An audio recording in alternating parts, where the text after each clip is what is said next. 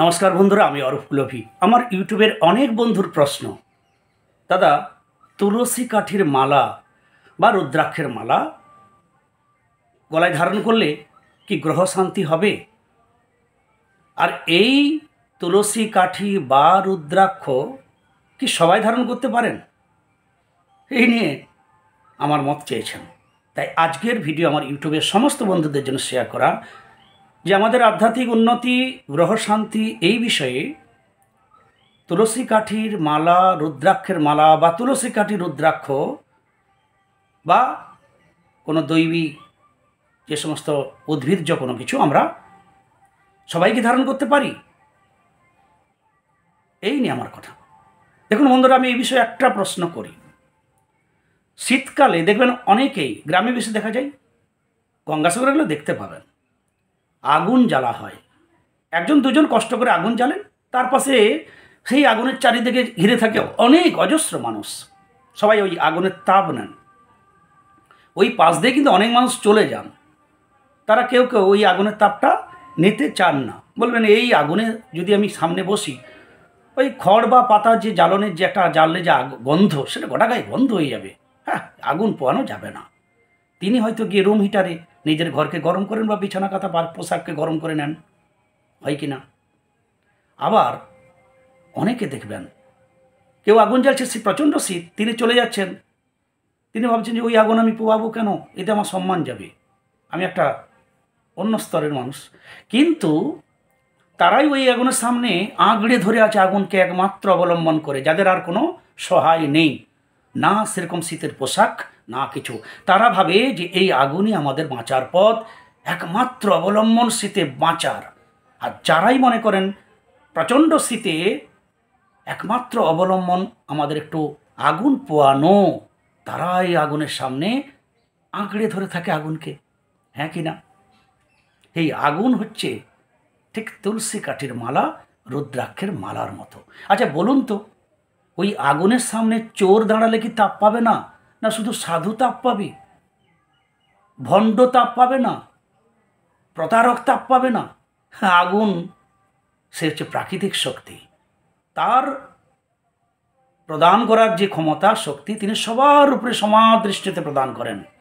তিনি চোর, পাপী, সাধু, ভণ্ড দেখেন না। এই হচ্ছে আগুনের ধর্ম। আপনি আগুন পোয়াবেন কি না সেটা তো আপনার ব্যাপার। যিনি একমাত্র অবলম্বন করেছেন আগুনকে, এ হচ্ছে ঈশ্বরের মতো, নাম জপের মতো, শরণাগতের মতো, উপাসনার মতো। এই আগুনকে, একমাত্র আগুনের তাপটা ছাড়া আমি বাঁচব না, আমার তো কোনো পোশাক নেই, কিচ্ছু নেই। তারা আগুনকে ধরবে, অর্থাৎ ঈশ্বরের নাম জপ শ্রেষ্ঠ আধ্যাত্মিক উন্নতি, গ্রহ শান্তির জন্য। যারা মনে করে না আগুন পোয়াবো না সবার সামনে, আমি ঘরে গিয়ে রুম হিটারে একটু তাপ করে নেবো, ঘরটা গরম করে নেবো, তারা রত্ন কবচের মতো ওই রুম হিটার। এইভাবে ভাগ আছে। আচ্ছা বলুন তো, বট গাছের তলায় কি আপনার রুদ্রাক্ষ বৃক্ষের তলায়, হরিদ্বারে গেলে বহু দেখতে পাবেন, আনন্দময়ী আশ্রমে আছে, গঙ্গার ধারে ধারে প্রত্যেক আশ্রমে আছে। রুদ্রাক্ষ বৃক্ষের তলায় যদি কেউ দাঁড়ায়, তো চোরকে তিনি ছায়া দেবেন না, শুধু কি সাধু সন্তকে ছায়া দিবেন? হতে পারে? অর্থাৎ বৃক্ষের কোনো এই ধরনের সাধু সন্ত, চোর ডাকাত, নিচু উঁচু, ধনী দরিদ্র, হিন্দু মুসলিম খ্রিস্টান জৈনর কোনো ভাগ নেই। সেই প্রাকৃতিক, তিনি প্রাকৃতিক আদর প্রদান করবেন। তুলসী পাতার খেলে শুধু কি বৈষ্ণবদের উপকার হবে? শাক্ত, ব্রাহ্ম, শৈবদের কি উপকার হবে না?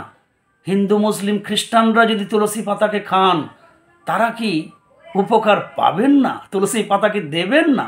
হতে পারে। তুলসী কাঠির মালা তা বৈষ্ণবরা ধারণ করেন। প্রশ্ন যে ওই কাঠির মালা যদি শাক্ত, শৈব ধারণ করেন, তিনি কি ফল পাবেন না? এই প্রশ্নই আমার ইউটিউবের বন্ধু করেছিলেন। রুদ্রাক্ষের মালা শৈব, শাক্ত ধারণ করেন, তো বৈষ্ণব যদি একটা রুদ্রাক্ষের মালা বা রুদ্রাক্ষ ধারণ করেন, তিনি কি ফল পাবেন না? এই প্রসঙ্গ নিয়ে আজকে আমার ভিডিও। ডেফিনেটলি প্রাকৃতিক শক্তির ক্ষমতা আছে।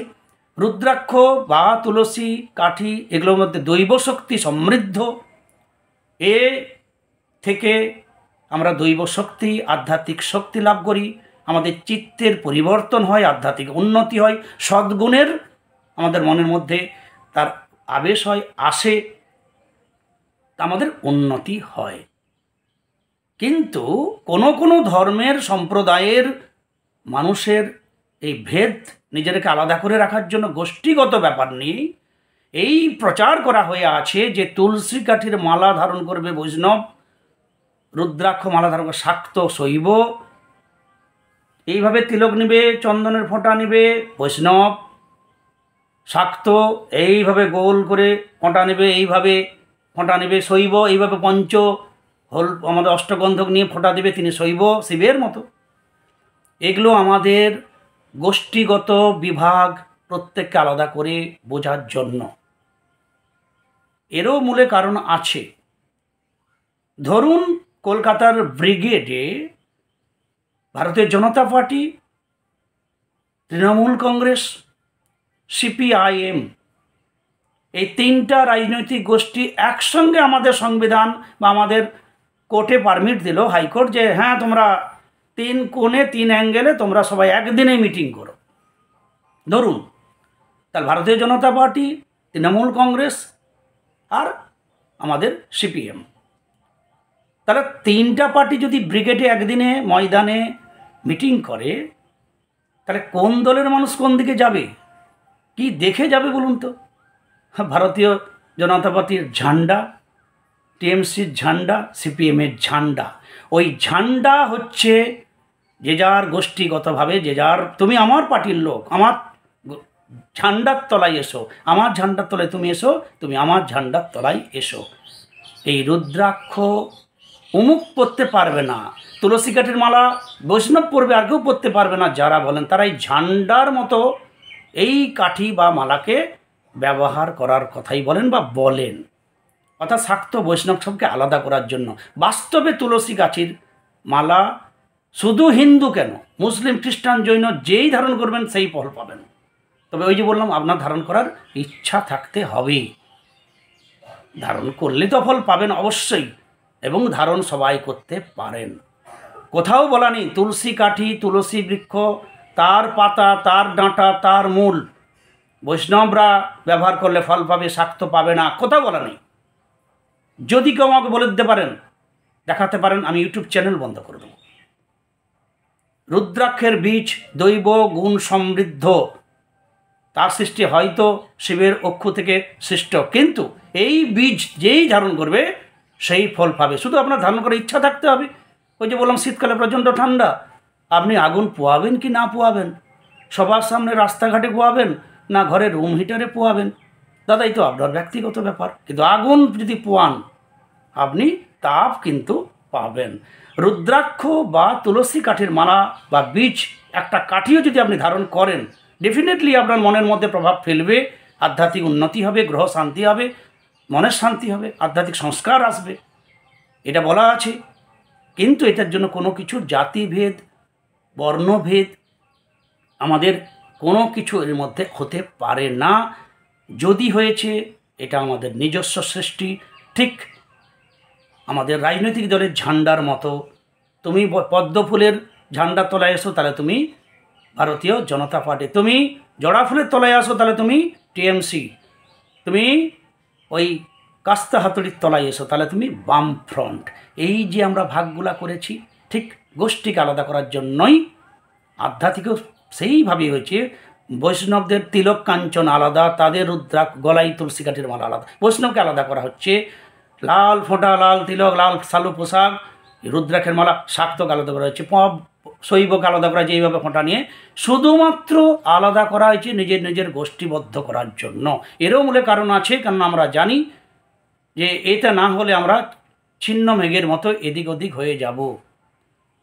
যেমন আমি হরিদ্বারে আপনি যান, আপনি যদি কুম্ভে যান, আপনি যদি গঙ্গাসাগরে যান, দেখবেন বাইরে থেকে যারা আসে, অন্য কাস্টের, অন্য রাজ্য থেকে, তারা ধরুন 100-150 মানুষ হচ্ছে, তাদের একটা ঝান্ডা দেওয়া আছে, সেই ঝান্ডাটা দেখে দেখেই তারা যায়, আর কিছু নাই। তারা তুমি ওই ঝান্ডা দিন না যে হারিয়ে যাবে, তুমি আবার ঘর পৌঁছতে পারবে না। কত মানুষ তো হারিয়ে যায় গঙ্গাসাগরে গেলে দেখবেন, কেউ সাদা পতাকা, কেউ গেরুয়া, কেউ বা কিছু, কিছু না কিছু একটা দিয়ে রাখে, ফলে এরও একটা গুণগত মান আছে। কিন্তু কোথাও কেউ প্রমাণ করতে পারবে না যে তুলসী কাঠের মালা, রুদ্রাক্ষের মালা ইনি ধারণ করলে ফল পাবেন, ইনি ধারণ করলে ফল পাবেন না।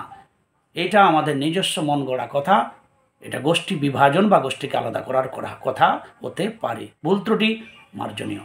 আমি মনে করি প্রাকৃতিক শক্তি আমাদের, সবাই তার কাছ থেকে উপকৃত হবে। প্রাকৃতিক শক্তি কখনো জাতিভেদ, গুণভেদ, কর্মভেদ এ সমস্ত অনুযায়ী কাউকে কম ফল, কাউকে বেশি ফল দিতে পারে না। সবাই সঙ্গে থাকুন, ভালো থাকুন। সাবস্ক্রাইব করা না থাকলে সাবস্ক্রাইব করবেন। জয় গুরু, জয় গুরু, জয় গুরু।